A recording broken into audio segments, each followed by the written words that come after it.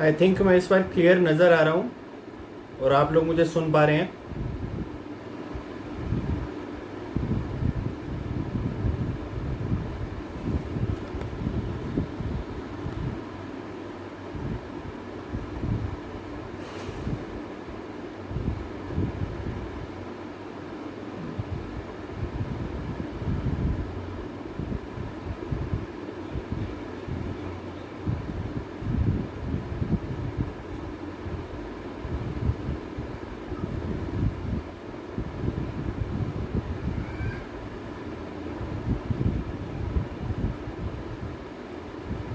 सोनू मामा, audio video clear है बिल्कुल?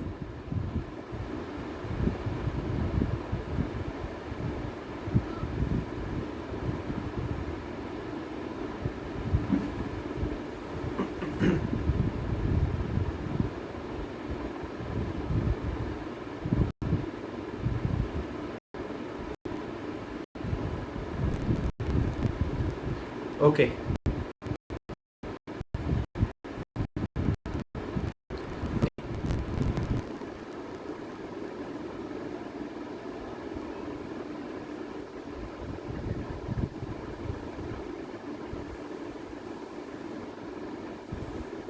Okay आनंद sir, start करूं फिर मैं?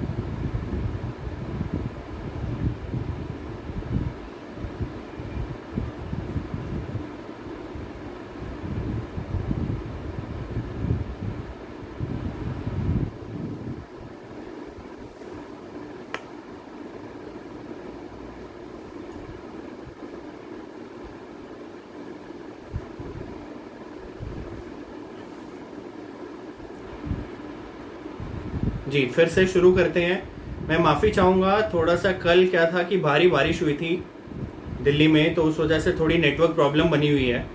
काफ़ी कोशिश करने पर भी सॉल्व नहीं हो पाया। इनफैक्ट कल भी एक वीडियो सेशन था, तो उसमें इतनी प्रॉब्लम नहीं आई थी जितनी अभी पिछले सेशन में आई। तो फिर से एक बार मैं शुरू करता हूँ।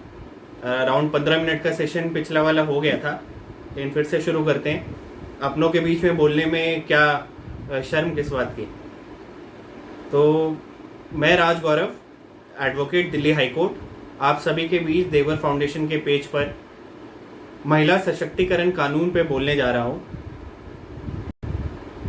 और बहुत गर्व होता है देवर फाउंडेशन के पेज से जुड़कर।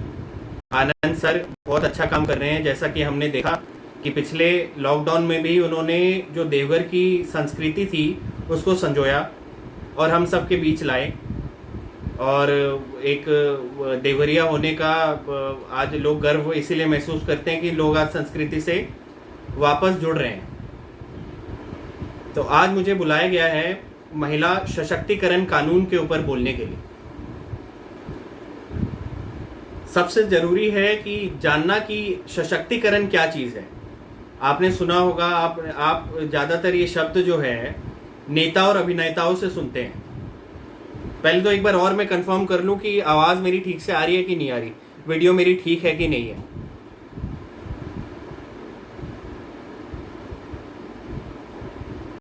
कोई दो चार लोग जरा एक बार बता देते हैं कि वीडियो मेरी ठीक आ रही है और आवाज मेरी ठीक है कि नहीं है।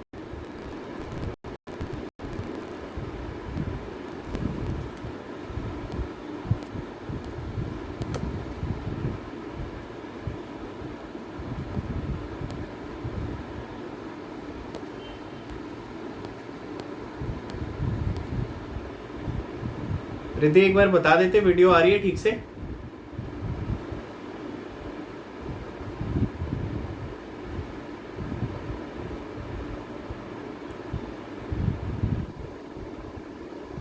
ओके।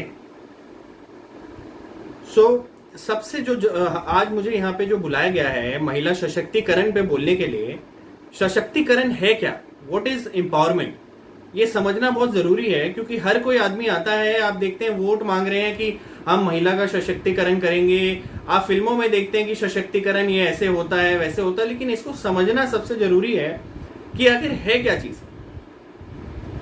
तो जो एम्पावरमेंट ऑफ वुमेन है, सशक्तिकरण, इसके बारे में समझना बहुत जरूरी है। सबसे पहली बात, मैं मेरी कोशिश रही कि मैं आप लोगों से पूछूं कि थोड़ा सा हम जो ये सेशन है थोड़ा इंटरेक्टिव बनाएं, कि आप लोग मुझे बताएं कि सशक्तिकरण है क्या। कोई आप में से कोई एक प्लीज बताइए।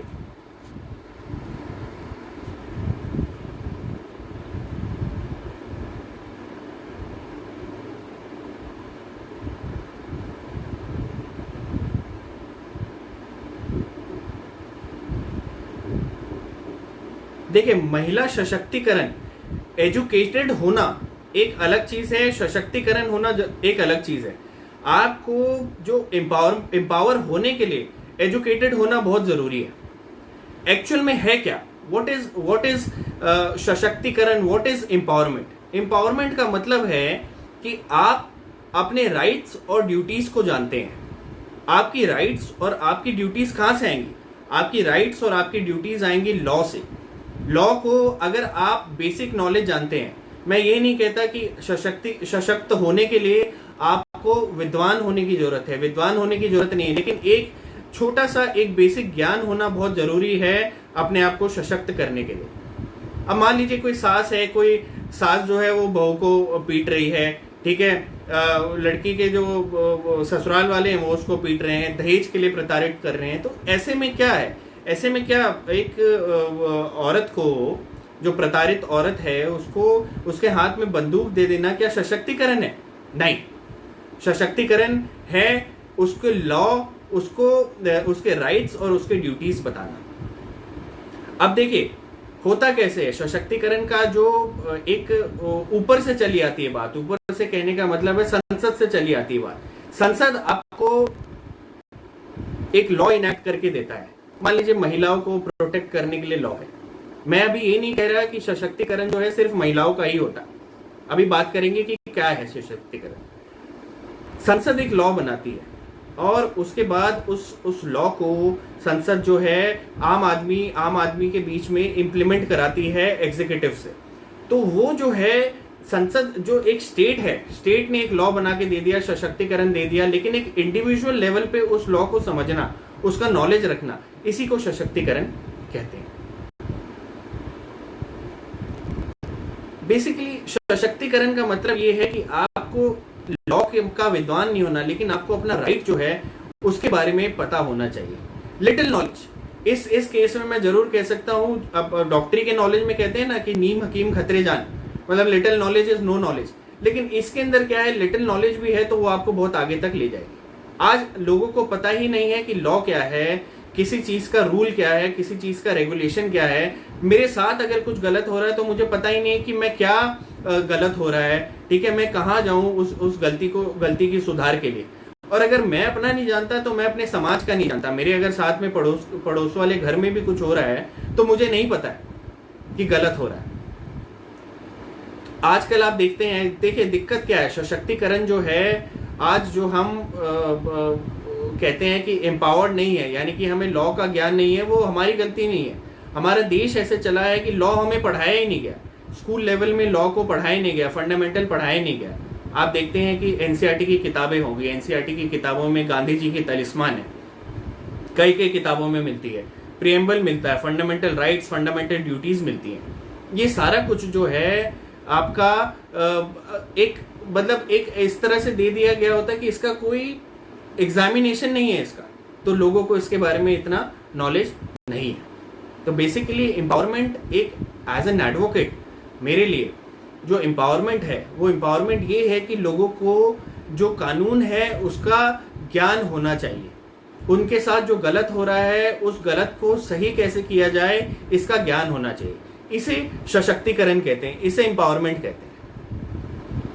और जब एक वीकर सेक्शन है, जो वीकर सेक्शन अपने अपलिफ्टमेंट के लिए इस ज्ञान का प्रयोग करता है, तो उसे कहते हैं कि वीकर सेक्शन का एम्पावरमेंट।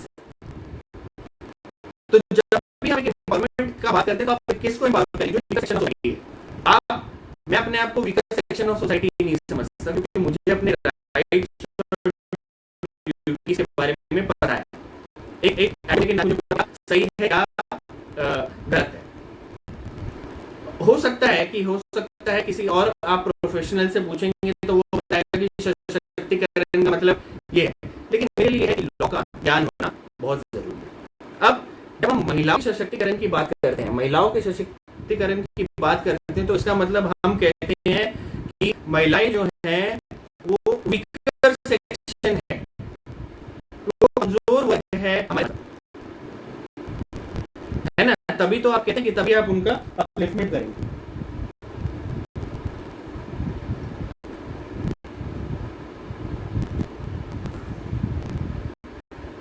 समाज में वर्तमान में क्या हो रहा है, इस चीज को समझने के लिए, इस चीज को सुधारने के लिए आपको इतिहास के अंदर जाना पड़ता है। 200 साल तक अंग्रेजों ने हमारे भारत पे राज किया, और आप बड़े हैरान होंगे कि अंग्रेजों ने वुमेन एम्पावरमेंट के नाम पर बहुत कम चीजें दी, मतलब बहुत कम लॉ बनाए। मैं बात करता हूं 1929 के शारदा एक्ट की।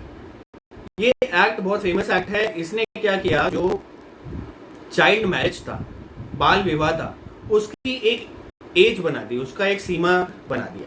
यानी कि अब क्या होता था कि जो भी बच्चे हैं, 14 साल की लड़की होगी और 18 साल का लड़का होगा। आज की डेट में जो हमारा 18 और 21 का चलता है।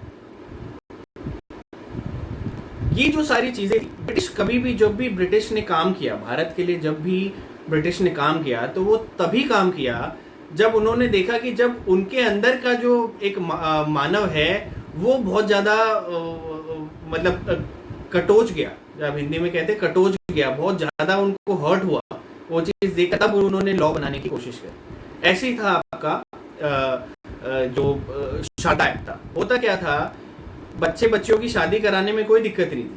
यहाँ तक भी सुना गया, यहाँ तक मैंने तो यहाँ तक भी पढ़ा है कि कोक में बच्चे थे तो कोक में बच्चों की शादी कर दी जाती थी, उसमें कोई दिक्कत नहीं थी। दिक्कत आती थी सती प्रथा से।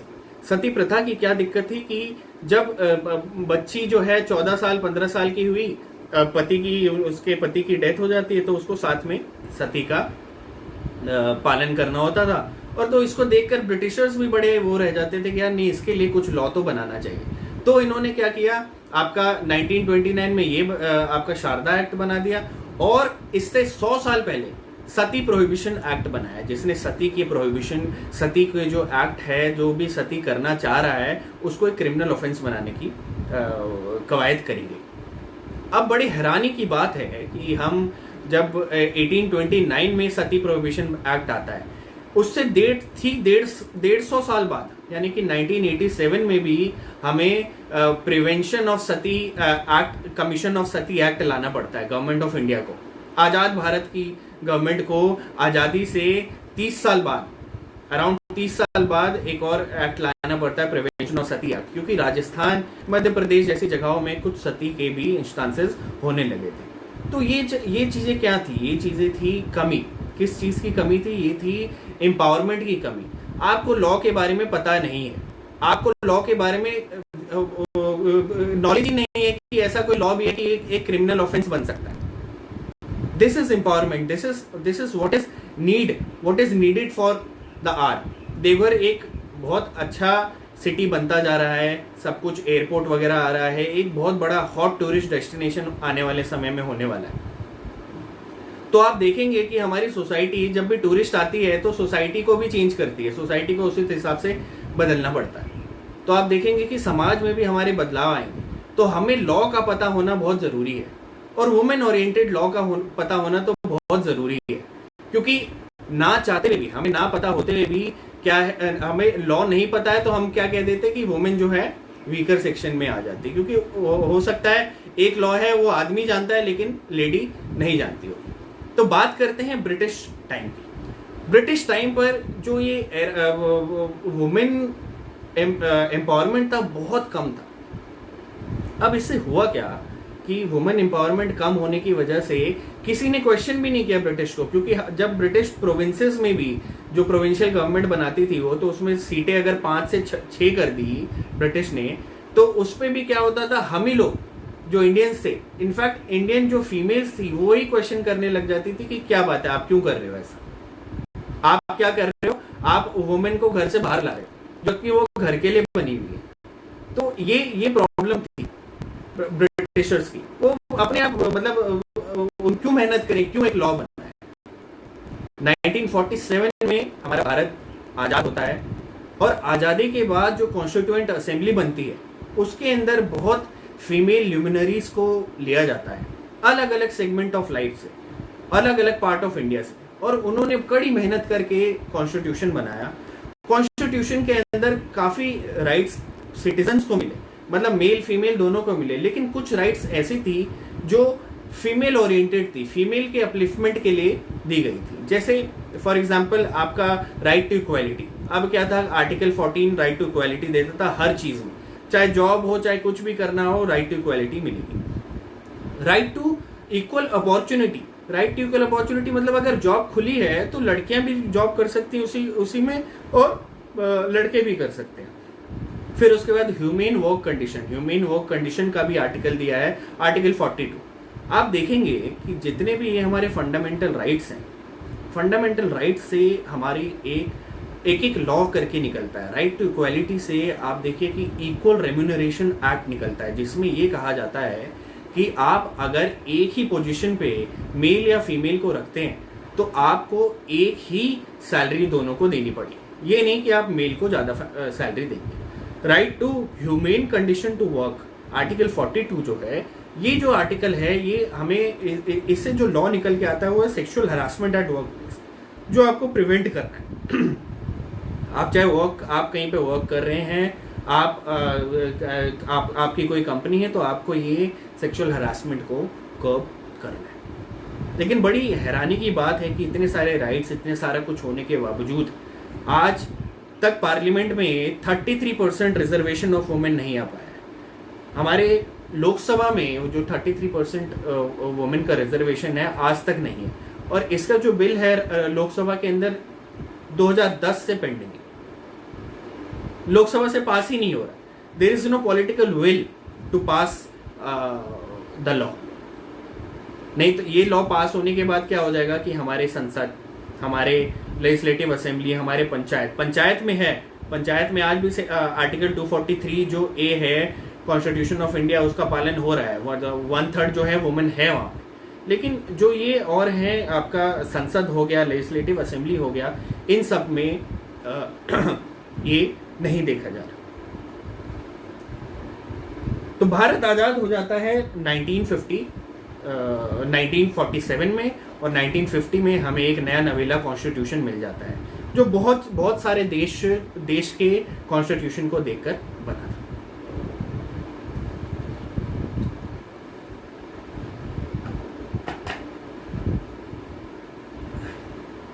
अब कवायद शुरू हो जाती है कि नए नए लॉ बनाए जाए जो वुमेन को भी अपलिफ्ट करे, वुमेन के लिए भी लॉ बनाया जाए। तो 1955 में सबसे पहला ऐसा लॉ आता है, वो होता है Hindu marriage act. Hindu marriage act के अंदर डिवोर्स के जो लॉज हैं उसको कोडिफाई किया जाता है। इसके पहले इंडियन डिवोर्स एक्ट लगाया जाता था डिवोर्स लेने के लिए। आप कहेंगे कि मैं यहाँ पे डिवोर्स की बात क्यों कर रहा हूँ। देखिए, समझने वाली बात यह है कि 1955 तक कोई भी एक्ट नहीं हुआ करता था जिसमें हिंदू को डिवोर्स मिल जाए। बहुत ही ज्यादा जो कहते हैं हाई सोसाइटी वुमेन, अगर वो डिवोर्स लेना चाहती थी तो एक सेपरेशन का सिविल सूट डालना पड़ता था सिविल कोर्ट के अंदर। अब क्या हो गया कि अब 1955 में हमें गवर्नमेंट ने एक लॉ दे दिया, जिससे कि अब पता था कि किन किन ग्राउंड्स पे क्या क्या चीजों पे डिवोर्स लिया जा सकता है, और क्या क्या कहां से ये डिवोर्स की प्रोसीडिंग ली जा सकती है। अब देखिए, अगर आपको इस लॉ के बारे में पता नहीं है आज, तो आप, दिस इज वाई आप लेस एम्पावर्ड है। आपको जो है लॉ का इसका पता होना जरूरी है। लोगों को पता ही नहीं है। कि बहुत परेशान है लेकिन फिर भी पता नहीं कि करना क्या है। नहीं, पता है मुझे कि मुझे जो है अपने पति से अलग रहना है, लेकिन मुझे नहीं पता कि कैसे रहना है, क्या करना है, क्या जो मेरे साथ हो रहा है क्या ये डिवोर्स का एक ग्राउंड बनता है। तो इसलिए इस एक्ट को जानना बहुत ज़रूरी है। तो इसमें सबसे जो ज़रूरी बात है वो ये है कि ये एक्ट हिंदू, जैन, सिख और बुद्धिस्ट को अप्लाई करता है। अगर इनके बीच में शादी होती है, यानी कि हिंदू हिंदू, हिंदू जैन, जैन जैन, बुद्धिस्ट हिंदू, जैन बुद्धिस्ट, इनकी शादियां होती हैं तो ये हिंदू मैरिज एक्ट के अंदर आते हैं। तो इसके अंदर सबसे पहले क्या बताया जाता है कि आपका शादी जो है, शादी के लिए क्या जरूरी चीजें हैं, क्या चीजें आपको इसके अंदर फॉलो करनी है। तो सबसे पहले तो सतपदी बताता है। सतपदी क्या है? जो हम 7 फेरे लेते हैं। 7 फेरे जो हैं वो बहुत ज़रूरी है, एक वैलिड मैरिज, हिंदू मैरिज होने के लिए बहुत ज़रूरी है। उसके अलावा जो हमारा है कि जो शादी है वो सपिंडा में नहीं होनी चाहिए। सपिंडा जो है एक हिंदी वर्ड है। सपिंडा हमारे देवघर में भी लोग सारे समझते होंगे कि सपिंड मतलब 2 शब्दों से बना है। ये सहपिंड मतलब एक ही पिंड से।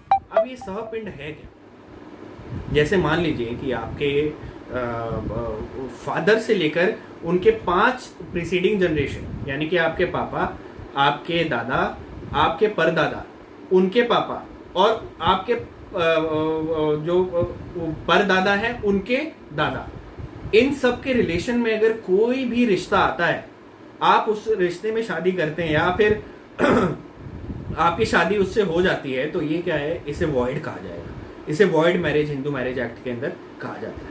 तो आजकल हम अपने समाज में भी देख रहे हैं कि कभी कभी क्या होता है कि हमारे जो यंगस्टर्स हैं वो अपने ही समाज में, अपने ही पिंड में, मतलब प्रीसीडिंग 5 जनरेशन के अंदर ही किसी से प्यार कर बैठते हैं और फिर उसी से शादी करने की मांग करते हैं। आप हो सकता है समाज को बहुत ज़्यादा समाज से लड़के शादी कर लेंगे, लेकिन आपकी शादी वॉइड है, void as per Hindu marriage act. तो सपिंडा मैरिज जो होता है वो वॉइड होता है।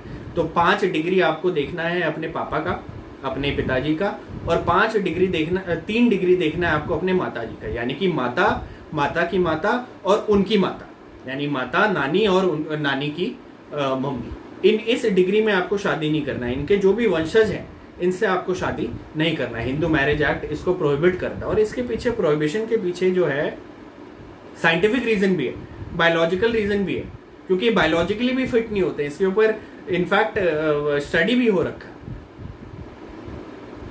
तो ये जो चीजें हैं जो हमारा हिंदू मैरिज एक्ट है, अब मान लीजिए कि कोई एक हिंदू है, वो किसी पंजाबी से शादी कर लेता है, ठीक है, तो पंजाबी में तो ये अप्लाई करता है, Hindu marriage act is applicable. मान लीजिए कोई हिंदू जो है वो किसी क्रिश्चियन से शादी कर लेता है, तो हिंदू मैरिज एक्ट प्ले में नहीं आएगा। तब जो एक्ट प्ले में आएगा वो है स्पेशल मैरिज एक्ट, एक दूसरा एक्ट है। उसके अंदर वाले जो गाइडलाइंस हैं उसके अंदर आपको जो भी रिचुअल्स हैं वो फॉलो करना है एक वैलिड मैरिज के लिए। उसके अलावा जो भी आपके सेरेमनीज हैं वो फॉलो करना है, जो भी कंडीशन है वो फॉलो करना है। उसके बाद जो डिवोर्स के भी लॉ हैं उसी के अंदर दिए हैं। लेकिन अगर आप हिंदू हैं तो हिंदू मैरिज एक्ट के अंदर आप सारी चीजें हैं। जो सबसे जो नटोरियस और सबसे जो कहेंगे कि सबसे ज्यादा यूज होता है जो सेक्शन आज के टाइम में भारत में, वो है सेक्शन 13, जो कि डिवोर्स के बारे में बताता है। किसी भी 2 दंपत्ति के बीच में डिवोर्स के बारे में बताता है। तो इसके कुछ ग्राउंड्स हैं कि क्या क्या ग्राउंड्स में डिवोर्स होगा। इसके पहले, डिवोर्स के पहले एक बार ये समझना जरूरी है कि क्या क्या कंडीशन चाहिए शादी के आपकी शादी को वैलिड होने के। सबसे पहला कंडीशन तो ये है कि आइदर ऑफ द स्पाउसेस, मतलब पति या पत्नी की पहले शादी नहीं हो रखी है। अगर पहले शादी हो रखी है तो वो क्या है, डिवोर्स हो रखा है उसके अंदर, या फिर पति है तो पत्नी की डेथ हो रखी है, ठीक है। उसके बाद क्या है कि दिमाग से जो है पागल नहीं होना चाहिए कोई भी पति या पत्नी, तो वो भी वैलिड मैरिज नहीं कही जाती है। उसके बाद 21 और 18 साल का जो एज है, यानी कि 18 साल की लड़की होनी चाहिए और 21 साल का लड़का होना चाहिए, ये भी मैंडेटरी है। सपिंडा नहीं होना चाहिए। सपिंडा में अगर होगा तो वो भी आज जैसे बात हुई कि वॉइड है। उसके बाद सेरेमनी में सतपदी जरूर होना चाहिए। सतपदी क्या है? 7 फेरे, ठीक है, नहीं तो क्या हो जाएगा, ये आपका वॉइड मैरिज हो जाएगा। रजिस्ट्रेशन जो है नेसेसरी नहीं है। आजकल लोग रजिस्ट्रेशन के पीछे भाग रहे हैं हिंदू मैरिज के अंदर, लेकिन हिंदू मैरिज के अंदर रजिस्ट्रेशन नेसेसरी नहीं है। हो सकता है रजिस्ट्रेशन का काम आपको किसी और चीज़ में, जॉइंट अकाउंट वगैरह खुलवाने में, पासपोर्ट वगैरह में काम आए, लेकिन ऐसा कोई ज़रूरी नहीं। उसके बाद हमारा जो हिंदू लॉ है आरसीआर के बारे में बताता है। मान लीजिए कि एक कोई पति या पत्नी में से कोई एक पत्नी का साथ छोड़कर चला जाता है, या पत्नी के साथ छोड़कर जाती है, सेक्शन 9 के अंदर आप कोर्ट के अंदर पिटीशन डाल सकते हैं।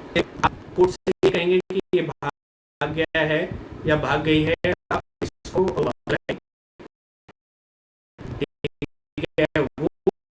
जो है एक ग्राउंड है, तो एक ग्राउंड आज सेक्शन 13 जो कि डिवोर्स है, और इसके अंदर ग्राउंड्स क्या चीजें होनी चाहिए जिससे आप एक डिवोर्स का केस बना सकते हैं।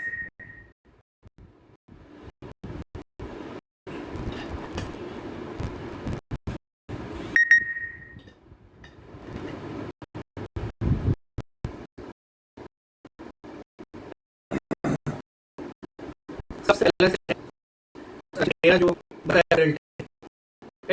एडल्ट्री का मतलब क्या है, या तो किसी के साथ बाहर संबंध है, वो है वो प्रूव हो जाता है तो वो भी क्या है, मतलब आप फिजिकल या मेंटल वॉइस कर क्या है, ये भी एक डिवोर्स माना जाता है। किसी चीज से डिसोसिएशन मतलब पत्नी छोड़ दी, पत्नी को छोड़ दिया बिना किसी 2 साल का पीरियड मीट कर जाता है, तो एक डिवोर्स का ग्राउंड। इसी तरह से अगर मान लीजिए कि पति या पत्नी में से कोई एक हिंदू नहीं रहता, कोई और रिलीजन को, फेथ को फॉलो करने लग जाता है, क्रिश्चियन हो जाता है, पंजाबी हो जाता है, तो कोई बात नहीं, हिंदू मैरिज एक्ट आपको कुछ ऐसा नहीं कहती। लेकिन मान लीजिए कि क्रिश्चियन हो जाता है, मुस्लिम हो जाता है, तो क्या हो गया, वो भी एक डिवोर्स का ग्राउंड बन जाएगा। उसके बाद क्या है, कोई सेक्सुअली ट्रांसमिटेड डिसीज हो गया है, तो वो भी एक ग्राउंड फॉर डिवोर्स है। इसी तरह से अनसाउंड माइंड का हो गया, पहले नहीं था लेकिन अब जाके थोड़ा सा पागल हो गया, पागल हो गई, तो वो भी एक ग्राउंड बन जाता है। उसके बाद मान लीजिए कि पति या पत्नी में से कोई साधु बन जाता है, अचानक ही परेशान होकर गृहस्थ जीवन छोड़कर हिमालय चले जाता है और 7 साल के लिए वापस नहीं आता, तो उसको भी क्या कहेंगे आप कि एक ग्राउंड फॉर डिवोर्स बन गया। उसको क्या कहेंगे आप, not being heard for 7 years। ये जो हिंदू मैरिज एक्ट है, एक बहुत अच्छा सेक्शन और देता है जो म्यूचुअल कंसेंट में क्या होता है कि कुछ ऐसी हो जाती है, बिल्कुल भी शादी अब नहीं है, चाहे कुछ हो जाए, चाहे केस चल जाए, चाहे कुछ हो जाए, और दोनों पार्टी हो जाती है हमें अलग, तो म्यूचुअल कंसेंट ऑफ डिवोर्स भी प्रोवाइड करती है कि साथ में आप म्यूचुअली भी आप डिवोर्स कर सकते हैं, एक एग्रीमेंट कर डिवोर्स कर सकते हैं। सेक्शन 14 जो है म्यूचुअल कंसेंट डिवोर्स के ऊपर, 13B is on mutual consent. उसके बाद हिंदू मैरिज एक्ट क्या है, बाइगेमी भी प्रोहिबिट करता है। अगर मान लीजिए आपकी शादी पहले से चल रही है और किसी और से शादी कर ली, तो वो बाइगेमी हो गया। बाइगेमी जो है वो आईपीसी के अंदर भी पनिशेबल है, 10 साल की सजा उसके अंदर मिलती है।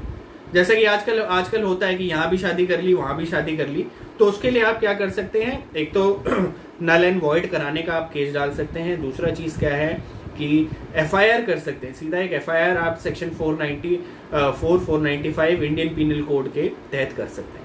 उसी के बाद सेक्शन 25 जो है हिंदू मैरिज एक्ट का, वो मेंटेनेंस प्रोवाइड करता है। मतलब कि मान लीजिए कि पति पत्नी को पैसे देने से मना कर देता है, या फिर ठीक से मैनेज नहीं कर रहा है, कहीं दूर रहता है लेकिन उसको पैसे नहीं देता, तो आप 25 के अंदर एक पिटीशन डाल सकते हैं। देखिए, जो देवर फाउंडेशन का या फिर मेरा जो भी एम है, ये नहीं है कि हमारा समाज अभी बहुत अच्छा बना हुआ है और हम नहीं चाहते कि ये डिवोर्स जैसी चीज़ें निकल कर बाहर आए, कि पता चले कि आज आप बहुत सुनकर मोटिवेट हो जाते हैं और ये चीज़ें डिवोर्स पिटीशंस वगैरह फाइल हो जाती हैं। ऐसा कोई वो नहीं है, लेकिन एक अलर्ट होना बहुत ज़रूरी है। हो सकता है आपके साथ नहीं, आपके पड़ोस में, आपके किसी रिलेशन में ऐसी चीज़ें हो रही हो, तो उसको गाइड करना बहुत ज़रूरी है। उसके बाद जो हिंदू मैरिज एक्ट है, कस्टडी ऑफ चिल्ड्रन भी प्रोवाइड करता है। बच्चों की कस्टडी किसके पास जाएगी जब डिवोर्स हो जाता है, उसके बाद वो सारी चीज़ें भी प्रोवाइड करता है। अभी हम उसको Hindu adoption and maintenance act में भी देखेंगे। 1955 में हिंदू मैरिज एक्ट आता है और 1956 में Hindu adoption and maintenance act आता है। तो हिंदू अडॉप्शन और मेंटेनेंस एक्ट जो है ये एकमात्र एक्ट है जो अडॉप्शन, जो आप अगर मान लीजिए आप हिंदू हैं, एक हिंदू बच्चे को अडॉप्ट करना चाहते हैं तो इसी एक्ट के तहत आपको चलना पड़ेगा, नहीं तो आप इलीगल माना जाएगा। मान लीजिए कि आप अडॉप्शन कर लेते हैं, ठीक है, और adoption Hindu adoption and maintenance act के हिसाब से नहीं है, तो इसका मतलब क्या है, आपने कोई हो सकता है किडनैपिंग ही कर ली है बच्चे की। ऐसे नहीं होता कि आप सड़क पे चल रहे हैं, ये बच्चा पसंद आया, बच्चे को आपने अडॉप्ट कर लिया। जो अडॉप्शन है वो सारा Hindu adoption and maintenance act के हिसाब से ही होगा। आज हम देखते हैं कि कोरोना के बाद काफी जो बच्चे हैं अनाथ हो गए हैं, तो काफी अडॉप्शंस वगैरह हो रही हैं, लेकिन लोगों को अडॉप्शन के बारे में पता ही नहीं है।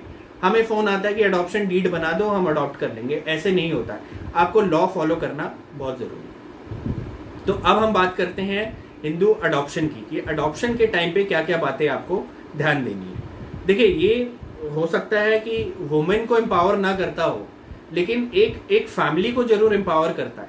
फैमिली को जरूर इस बारे में पता लगता है कि अडॉप्शन से क्या क्या बेनिफिट्स, क्या क्या मतलब किस किस तरह से बेनिफिट उठाया जा सकता है। तो सबसे जरूरी क्या है कि जो अडॉप्ट कर रहा है उसकी कैपेसिटी होना बहुत जरूरी है, कि अडॉप्ट करने लायक वो है भी कि नहीं है। अडॉप्ट होने आपको, अगर आप किसी को अडॉप्ट करना चाहते हैं तो आपका हिंदू होना जरूरी है और आपका 18 प्लस होना जरूरी है, यानी मेजर एज होना बहुत जरूरी है। उसके बाद आपका दिमाग से सही होना बहुत जरूरी है, साउंड माइंड का होना बहुत जरूरी है। अगर आप हिंदू मेल हैं और आप अडॉप्ट करना चाहते हैं और आपकी वाइफ है, तो आपकी वाइफ जीवित है, तो आपको अपने वाइफ का कंसेंट लेना पड़ेगा।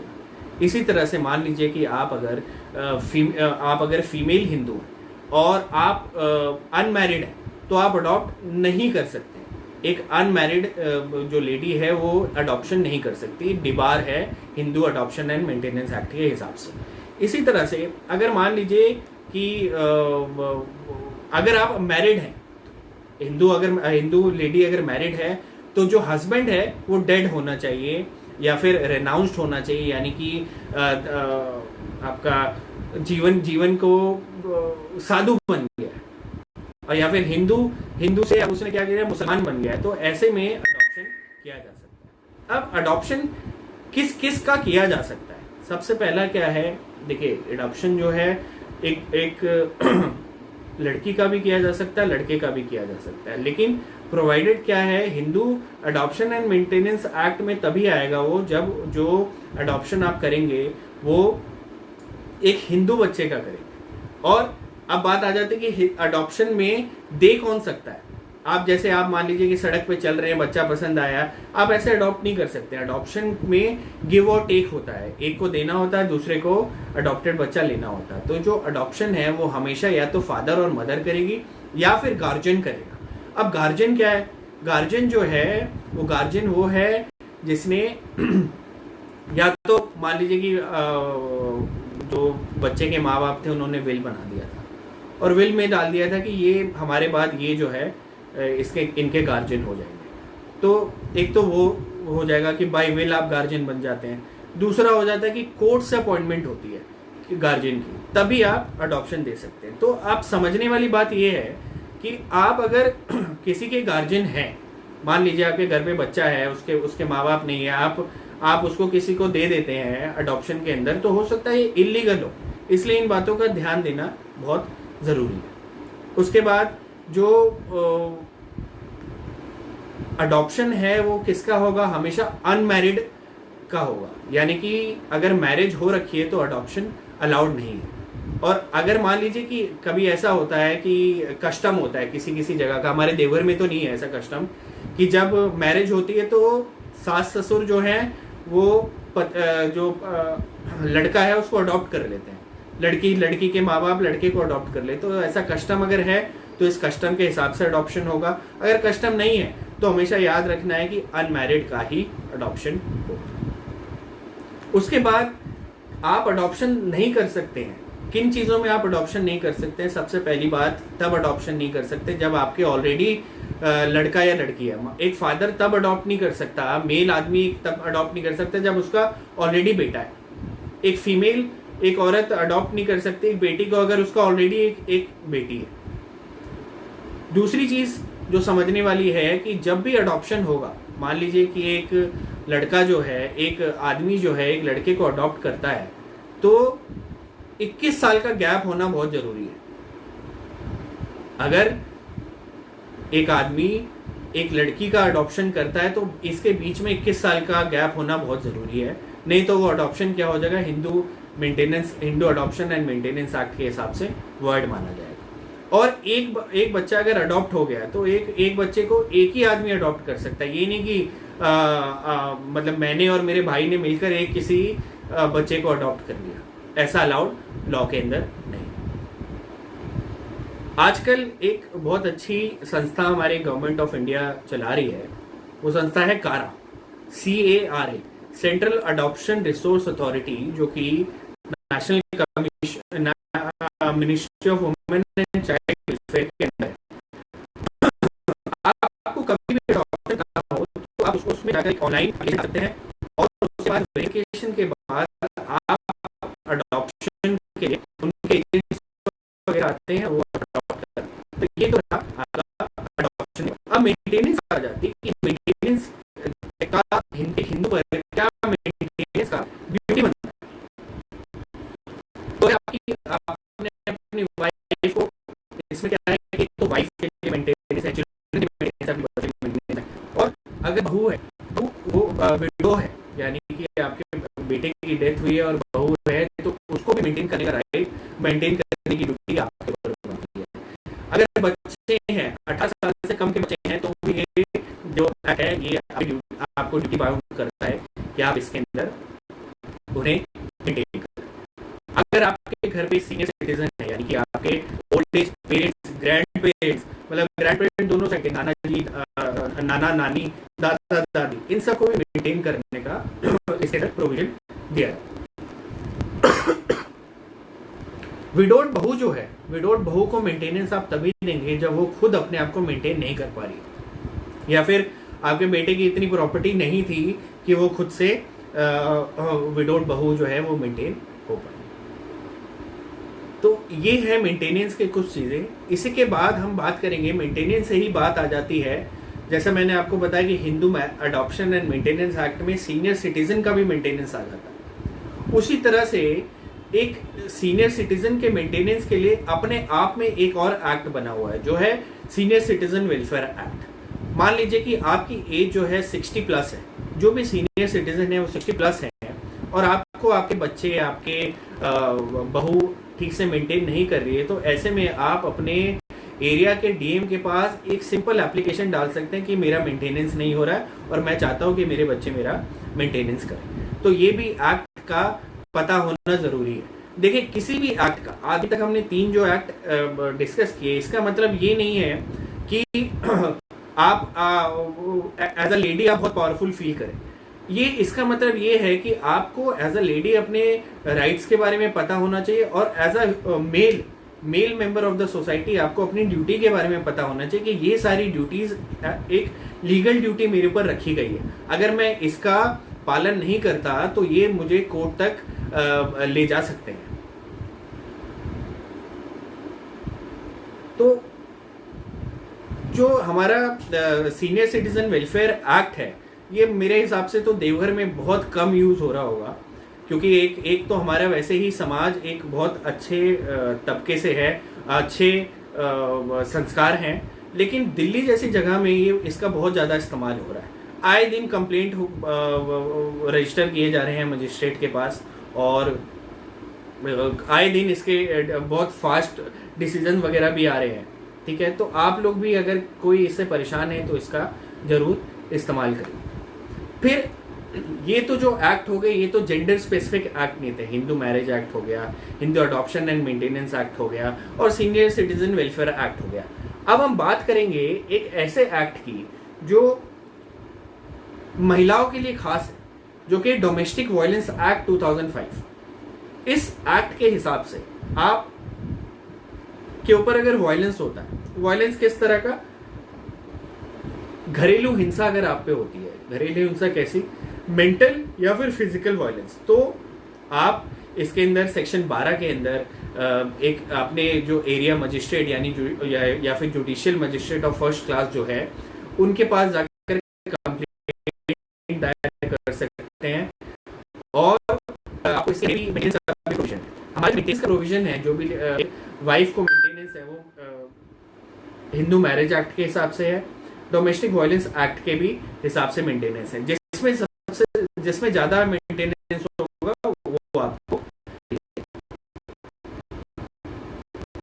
इस की खास बात ये है कि इससे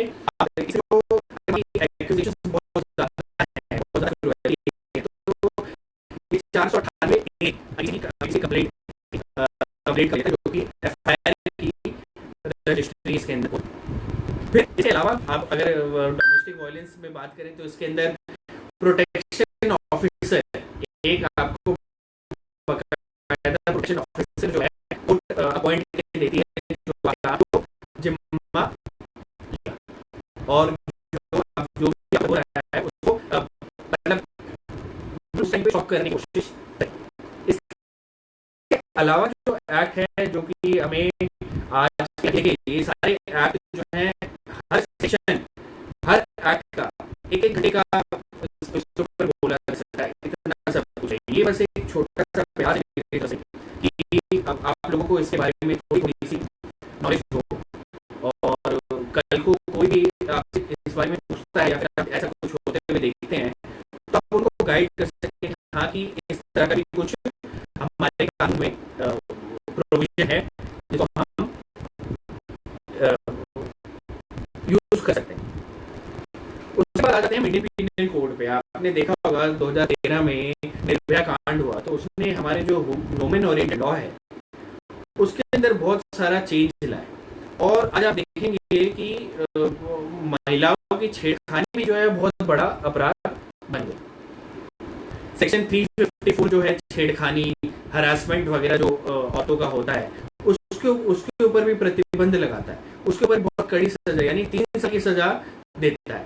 आपको ध्यान ये रखना है कि कोई मान लीजिए कि फिजिकल कांटेक्ट करने की कोशिश करता है, फिजिकल कांटेक्ट लेता है, सिर्फ फेवर्स आपसे मांगता है, पोर्नोग्राफी शेयर करता है, उसके लिए हमारे पास कानूनी प्रावधान है कि 3 साल की सजा उसको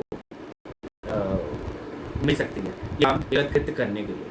और इसमें आप लोगों को पता ही होगा कि इवन कुछ देर कुछ सेकंड देखने के लिए अगर आप एक आदमी लड़की भी लेता है कुछ सेकंड के लिए और वो एविडेंस हो जाता है तो उसको भी इसके पनिश है, 1 साल की पनिशमेंट उसकी भी।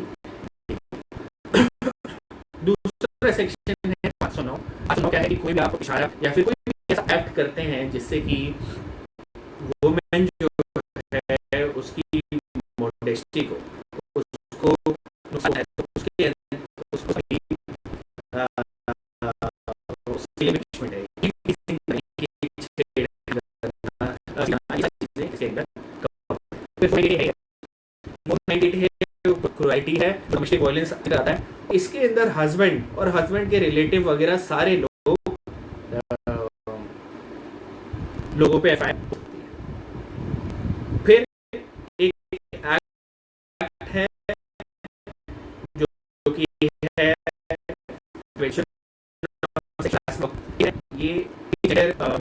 ये दोनों पे लगता है। 2013 का एक्ट है। इस एक्ट के से जो कोई काम को ये राइट दिया जा गया है कि आप जो वर्ग है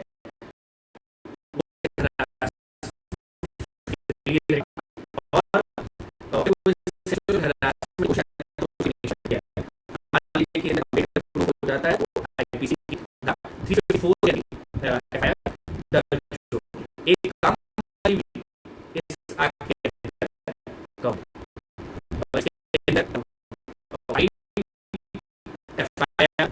इन सब का तो होना चाहिए। वहाँ पे इंटरनल कमिटी यहाँ पे जाकर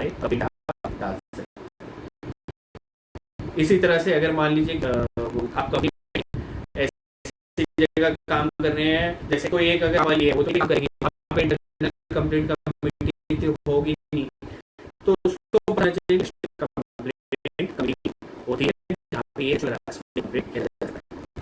फिर आ जाता है एक ज़्यादा समय ना लेते हुए आपका एक आगे लॉ की चर्चा करना चाहूँगा। थोड़ा सा से हमारा आई होप कि वैसा नहीं जा पाया है क्योंकि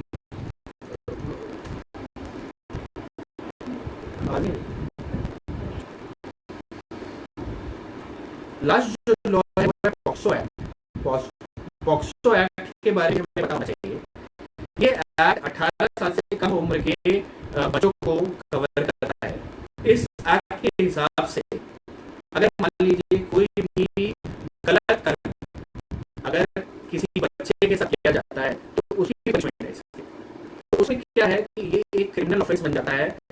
एक रेप जो हमारा ऑफेंस आईपीसी के अंदर उससे हटकर इसके अंदर ऑफेंस बन जाता है। तो आप एक बार पॉक्सो एक्ट भी जरूर देखें जिसके अंदर बच्चों के साथ जो गलत दुष्कर्म किए जाते हैं उसकी लॉ बनाया गया है। तो उसके बारे में भी लॉ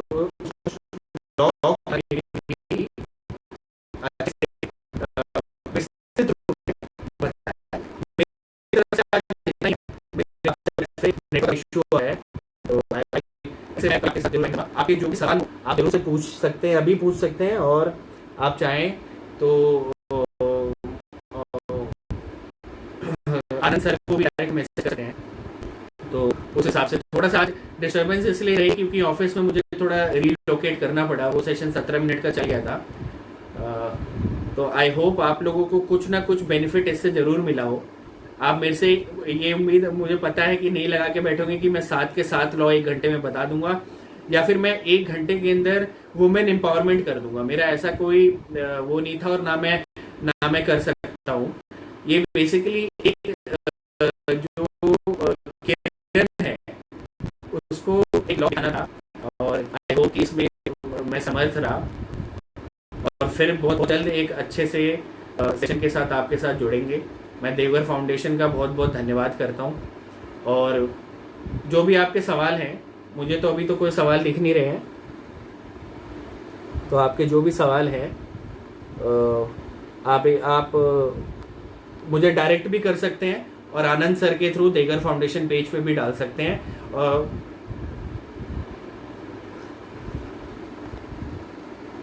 ठीक है, थैंक यू। आप